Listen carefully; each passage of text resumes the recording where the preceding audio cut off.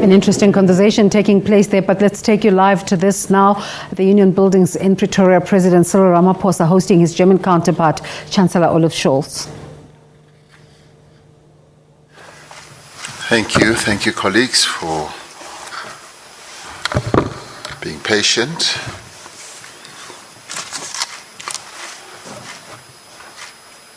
Your Excellency, Olaf Scholz, the Chancellor of the Federal Republic of Germany, Your Excellency Andreas Peschke, the German Ambassador to South Africa, Your Excellency Phumelele Stone-Sizani, Ambassador of South Africa to the Federal Republic of Germany, Honorable Ministers and Deputy Ministers in our midst and senior government officials on both sides. Ladies and gentlemen, it is indeed my pleasure to welcome you, Chancellor Scholz, for your visit to South Africa. I hope you've managed to enjoy the wonderful sunshine and the excellent weather that we have in the height of winter, unlike what you have in Europe.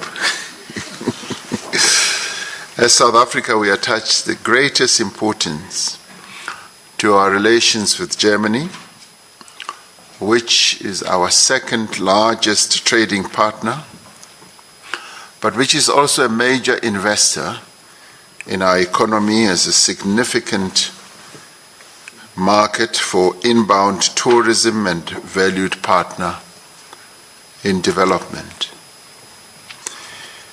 This year marks 26 years since President Nelson Mandela's state visit to Germany in 1996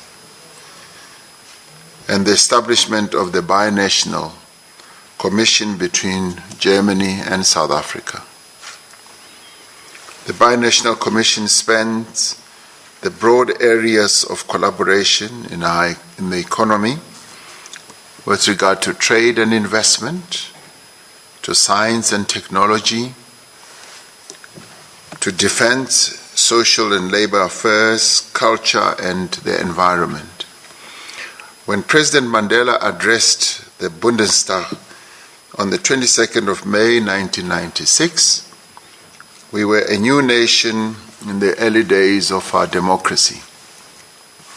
He said that the message of hope he brought would find favor among the German people, who shared in our joy of success as well as our pain to recreate and reconstruct our country.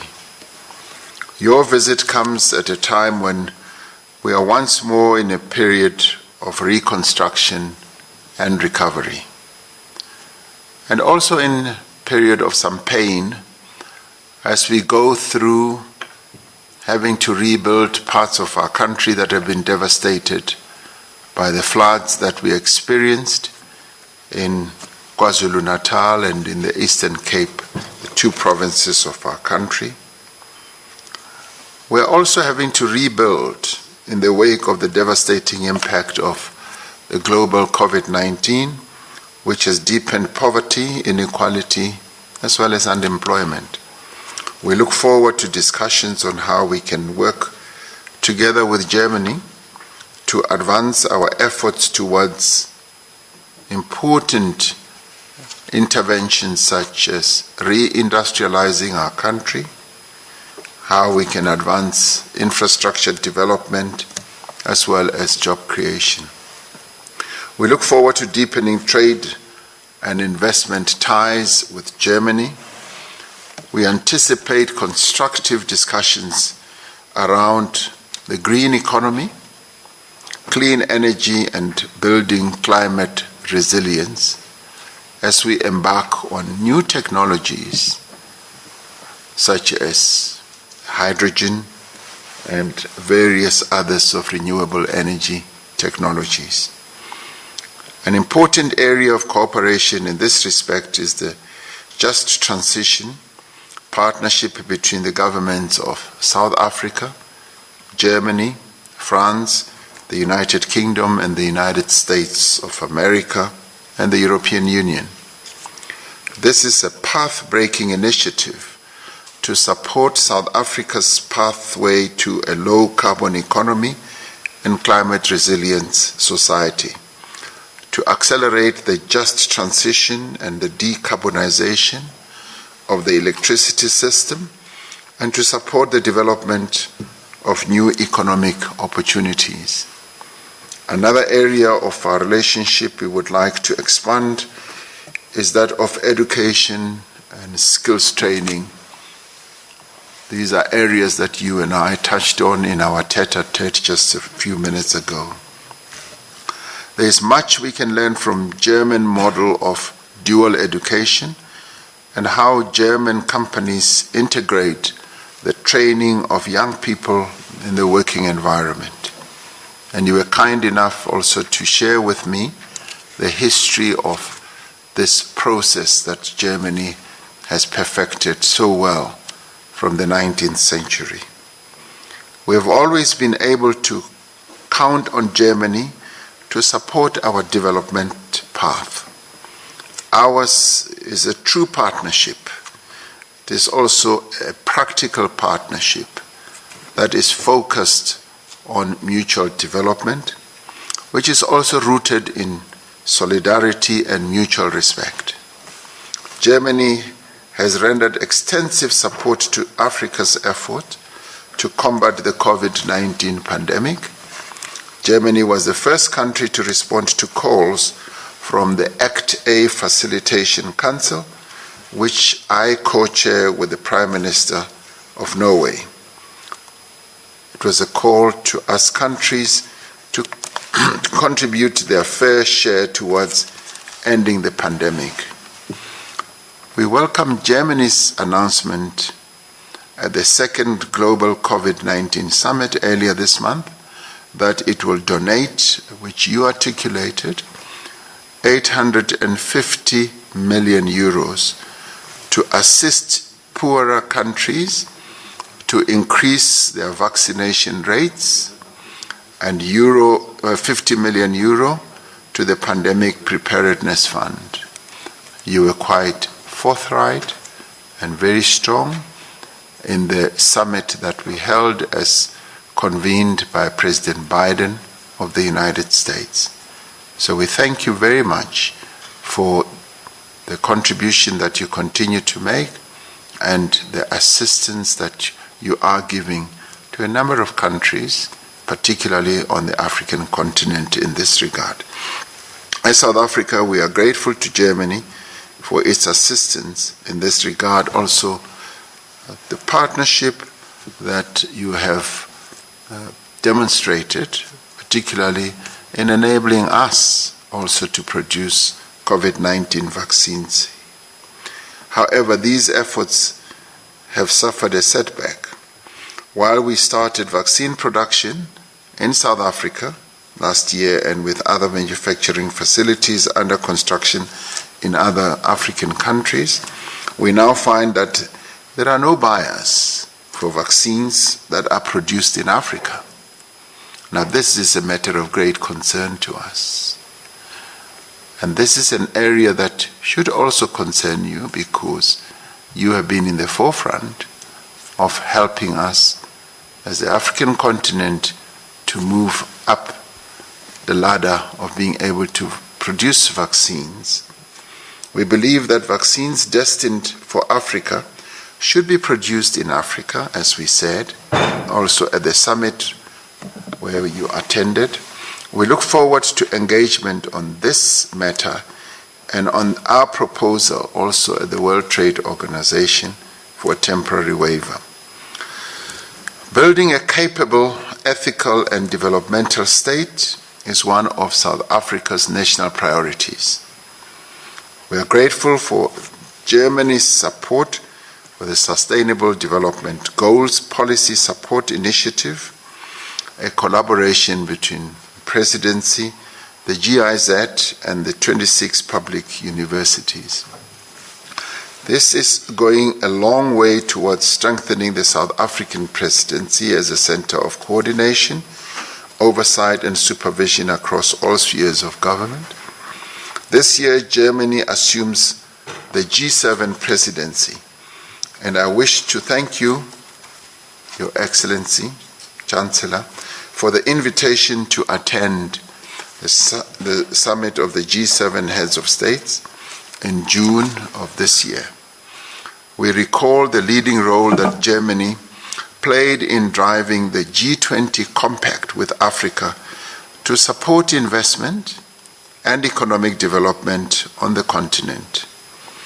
South Africa shares the aspiration of the German G7 presidency, namely progress towards an equitable world.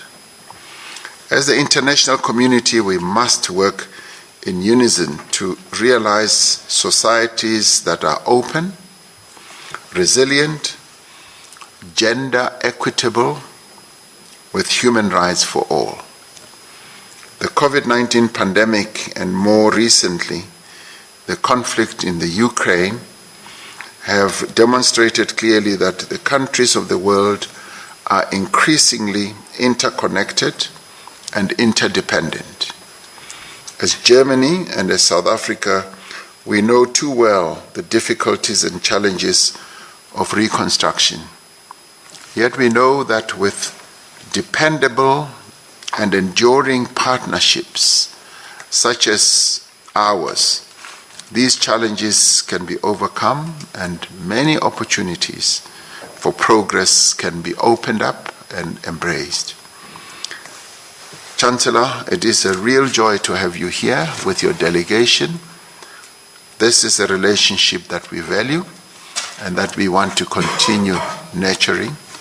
And I now invite you, Your Excellency, to make your own opening remarks. And thank you very much.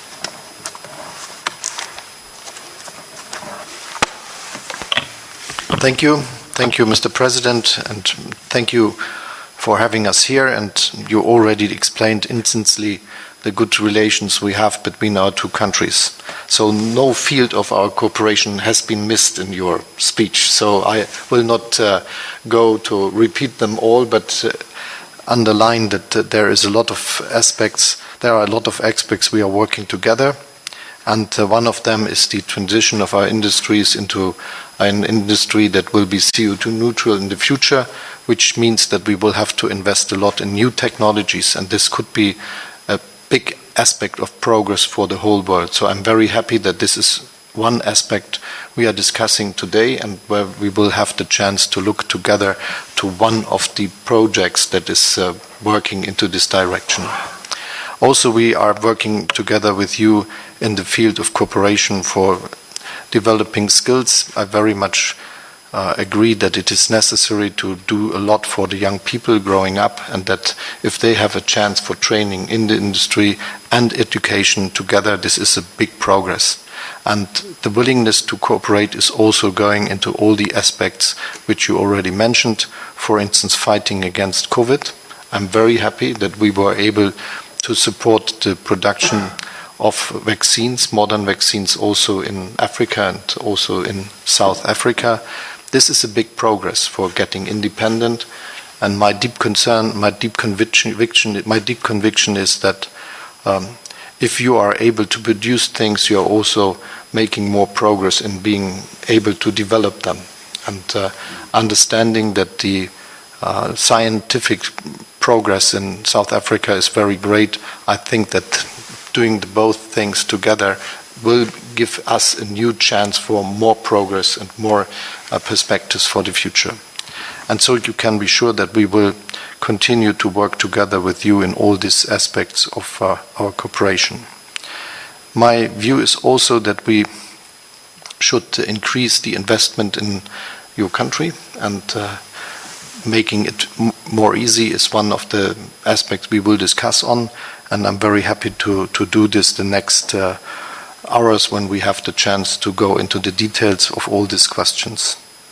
I'm very happy that you will come to Germany in this G7 meeting, and this is a great honor for me, and it is something that is desperately needed, because we will have to work on a multilateral world, and doing so it is necessary that we cooperate and that we are understanding that there are things that we have in common, important for what we are doing. And one of the things we are having in common is the idea of democracy. We are democratic states, and this is a different view on the world we are developing, coming from a country that is democratic, because we understand that this is helping to create a better world. And so I'm very happy that we will participate together with some of your colleagues, and that we will have a chance to discuss about the crises we are facing. Some of them are already there, as COVID, you mentioned it, and how we fight against the pandemic, but also against the economic and social consequences of this big pandemic in the world, but also fighting against climate change and how we can make it that this is a good perspective for all of us. I'm convinced that we have to find a path where we cooperate, and this is why we will discuss on a climate club where countries are open to participate, and where we will put our activities together instead of fighting against each other. So if we could get there, this would be a very big progress. And obviously one of the questions that is of big concern for all of us is the war that Russia imposed on Ukraine, the brutal war, we have to say it like this, and it is necessary for peace in the world that this war stops as soon as possible, and that there is a chance to defend the integrity and sovereignty of the Ukraine, and also ending the war, which will save the life of many peoples that otherwise would die, but also is important for helping the world not to be influenced by the world. We see now what are the consequences of this war against Ukraine, and we have to convince Russia that they will go out of the war and that peace has a chance for the Ukraine and for the development of all of us. So thank you for inviting me and for inviting us, and I'm very much looking forward to the discussions we will have together. Thank you very much indeed, Chancellor.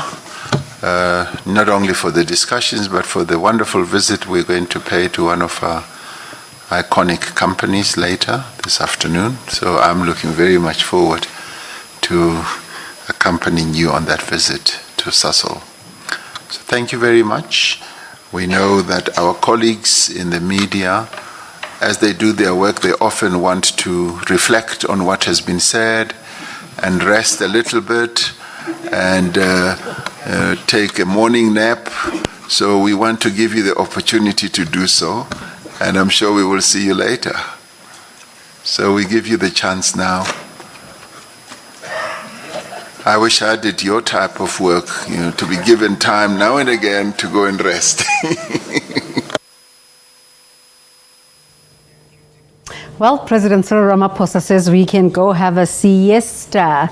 Obviously can't do, but there you have it. The introductory remarks by the heads of state of Germany and South Africa. President Cyril Ramaphosa saying Germany has been an enduring and dependable partner, and they've had this relationship. He's actually tweeted about when these relations were created back when President Nelson, the late President Nelson Mandela, was still the president of South Africa. And Chancellor Scholz, they're talking about quite a full agenda of things that they're going to be talking about the importance of democracy and the definitions of democracy in this day and age. These are the kind of things they're going to be talking about, saying they'll talk about economic and social consequences of COVID-19, and also talking about climate change. Of course, we'll continue to show you the outcomes of this visit here on SABC News.